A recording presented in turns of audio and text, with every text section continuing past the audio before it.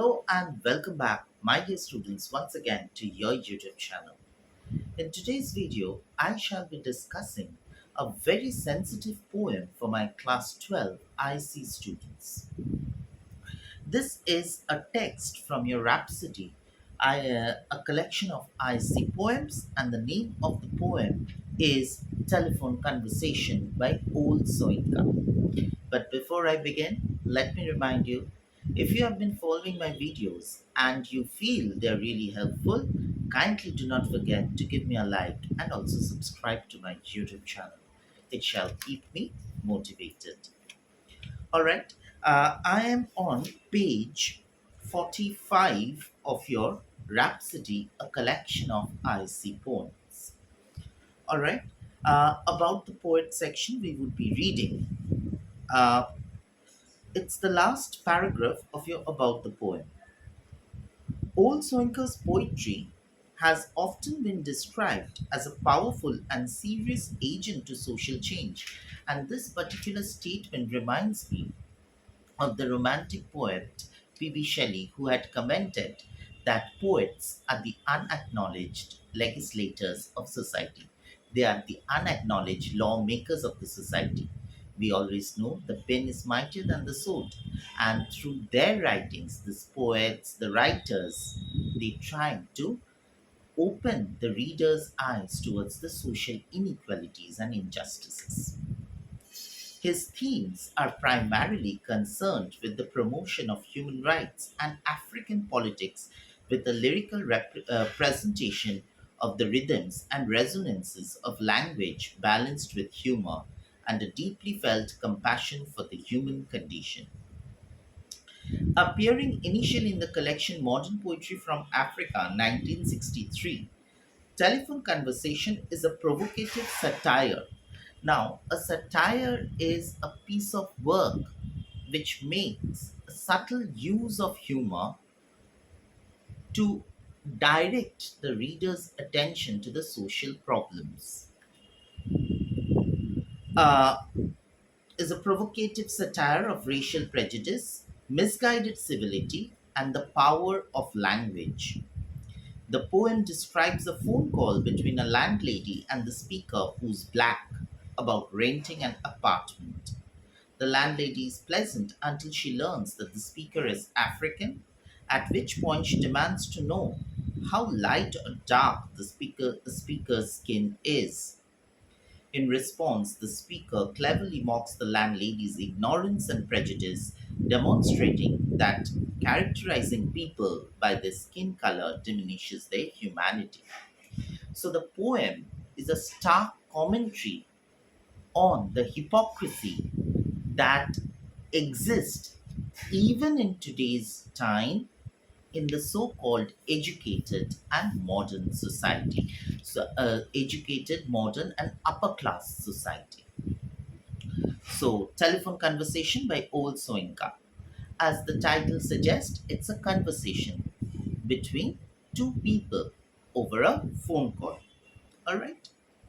The price seemed reasonable, location indifferent. So, a person is about to rent an apartment, and the rent seemed reasonable and the location was indifferent, that is, it hardly mattered to the tenant.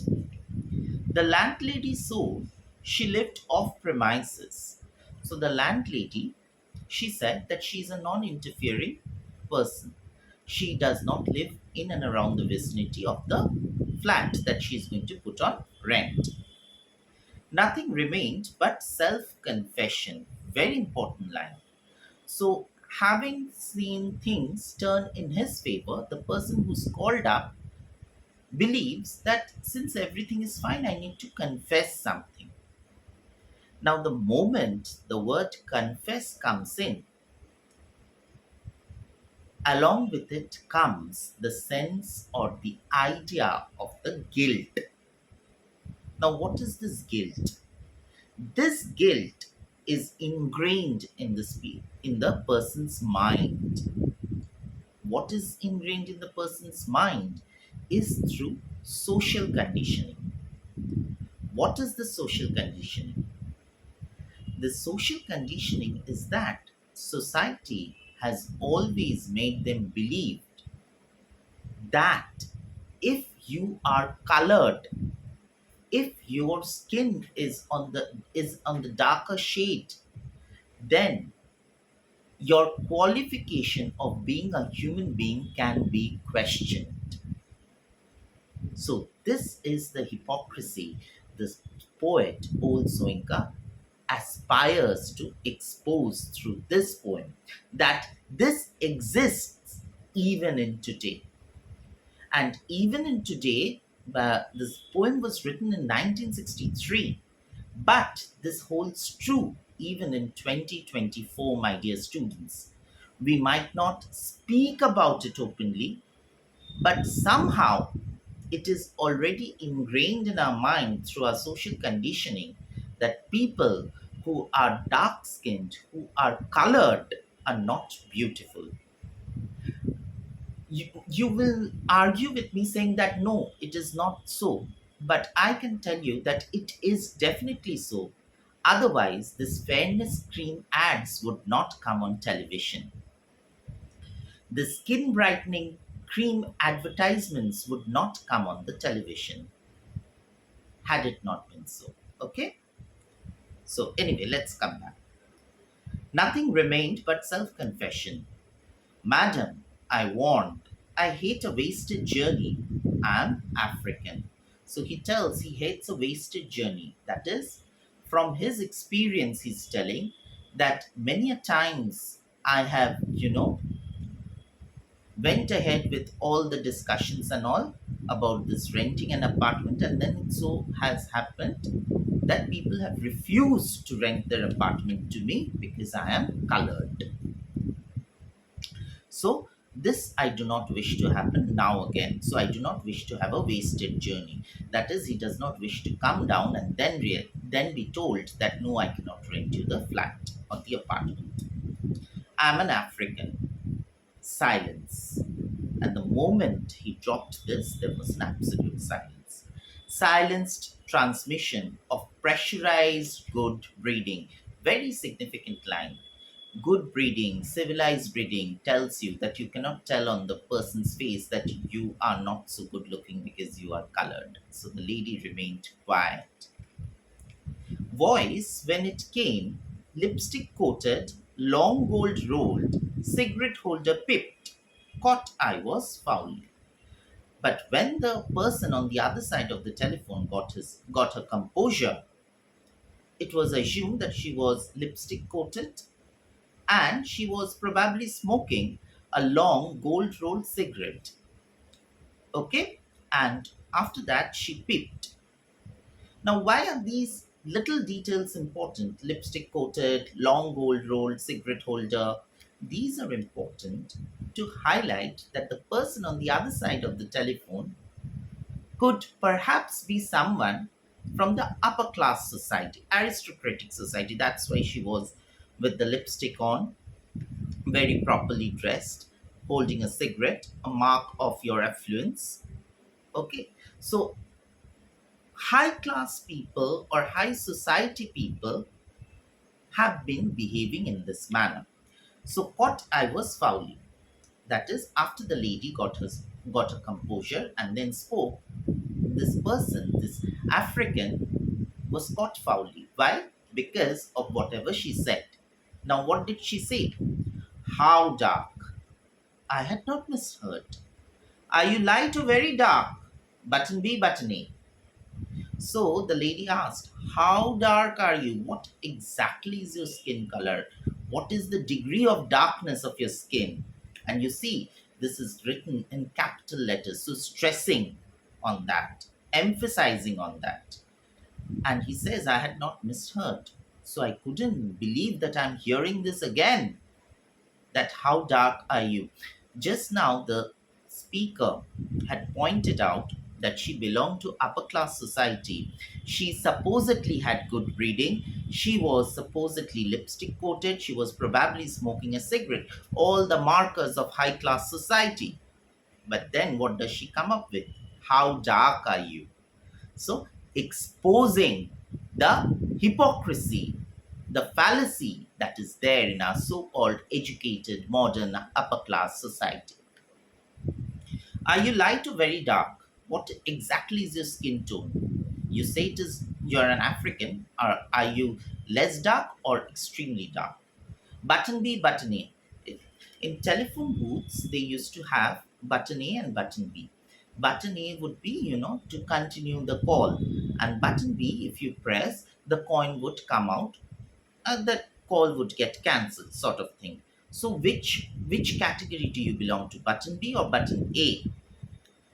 Button B is very dark, and button B is very dark. Are you light? That is button B, and button A is very dark. Stench of rancid breath of public hide and speak. And the moment he heard that, it was stenching. Foul smell was coming. Smell of burnt humanity. Smell of hollowed humanity. Smell of the crisis that has come in so called civilized society of public hide and speak. How much to hide, how much to speak, whether it is at all right to hide things or whether to spill out everything. Red booth, red pillar box, red double tired omnibus, squelching tar. So the moment he heard that, he was kind of losing his mind. He couldn't believe that standing in 1960s, he's hearing that. The heights of modernism.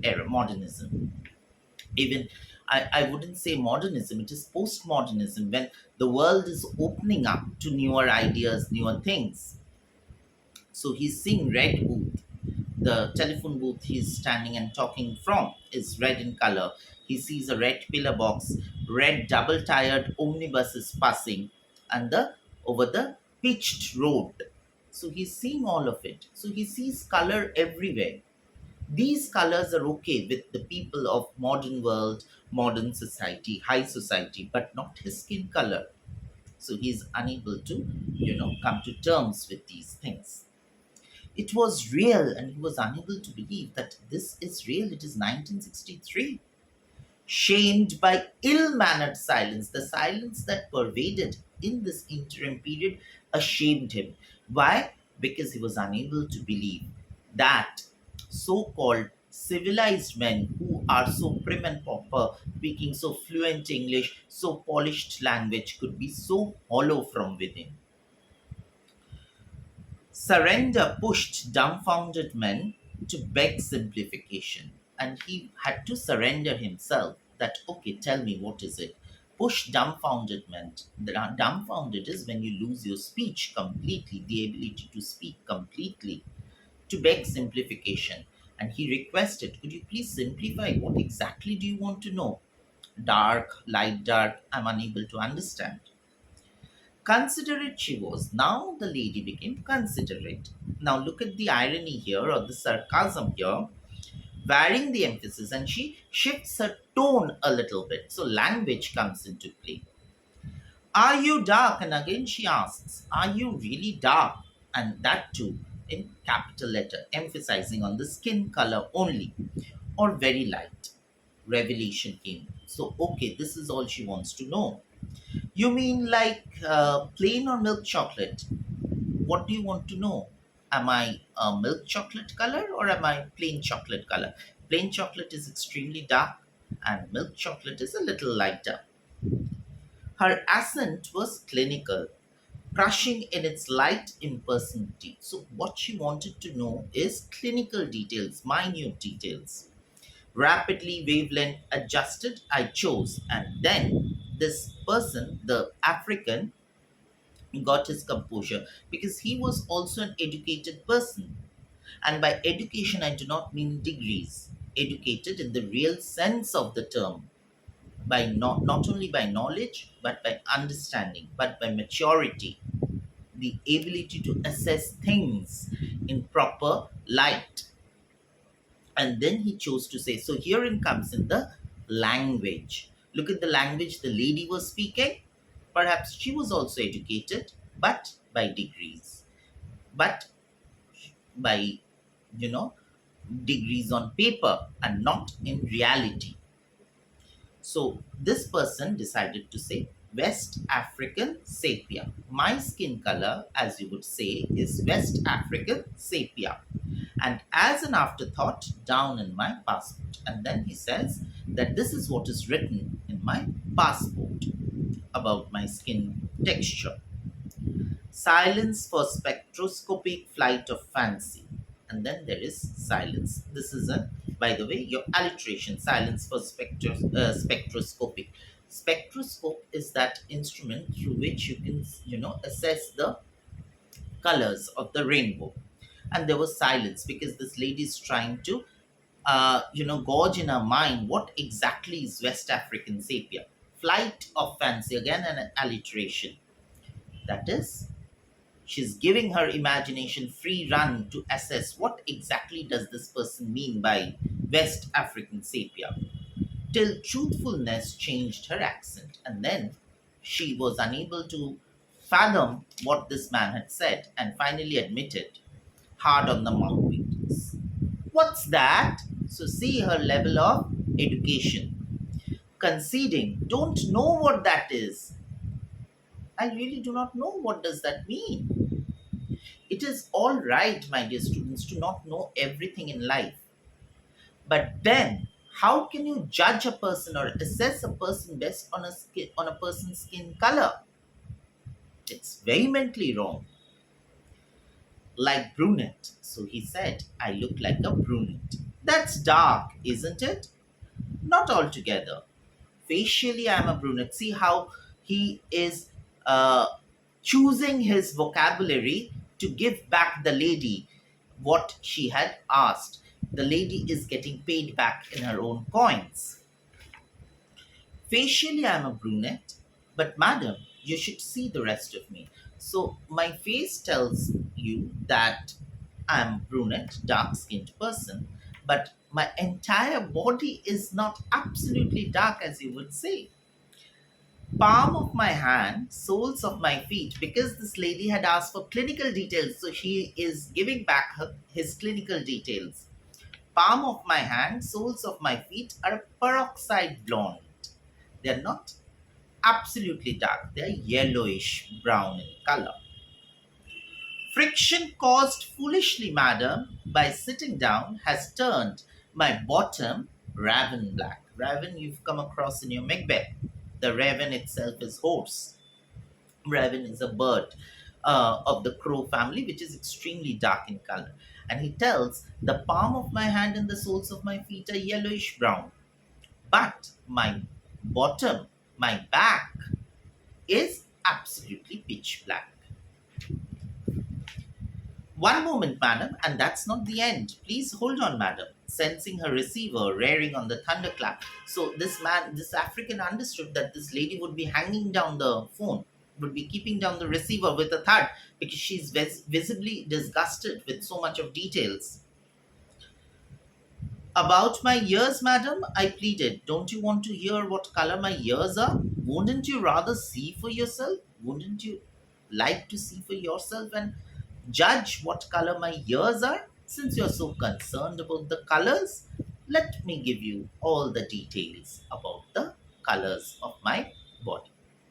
And that's where the poem ends. Probably the lady did not rent her apartment to this prospective tenant. But then that's it. That is where the conversation ends.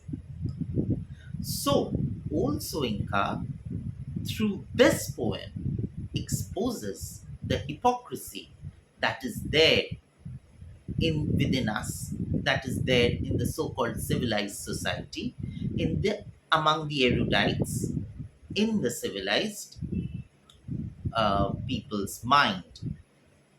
This is faulty social conditioning at work, my dear students. We have been time and again told that if you are fair skinned, you are beautiful. If you are dark skinned, you are not so beautiful. You are not at all appealing. But on the contrary, we forget that Goddess Kali is the power of strength we worship. As a matter of fact, if you remember, our Gandhiji was, asked to stepped down of train when he was in England. And that was the beginning of the apartheid movement in the Indian history, which began, you know, in Europe and continued here in India, whatever the case might be. So, though the poem is written in 1963, the poem is extremely sensitive and poignant and holds even true even today that deep in our minds we are still how prejudiced against dark skinned people. We forget that underneath the skin, we all have the same skeleton, same heart, same blood. It is humanity which makes us similar and not the texture or the color of the skin. Okay, so we'll stop here. I believe I could provide you with an easy explanation of the text. Please, if you find the video helpful and interesting, do not forget to give me a like and subscribe to my YouTube channel. It shall keep me motivated. See you soon in the next video. Till then, take very good care of your health. Goodbye.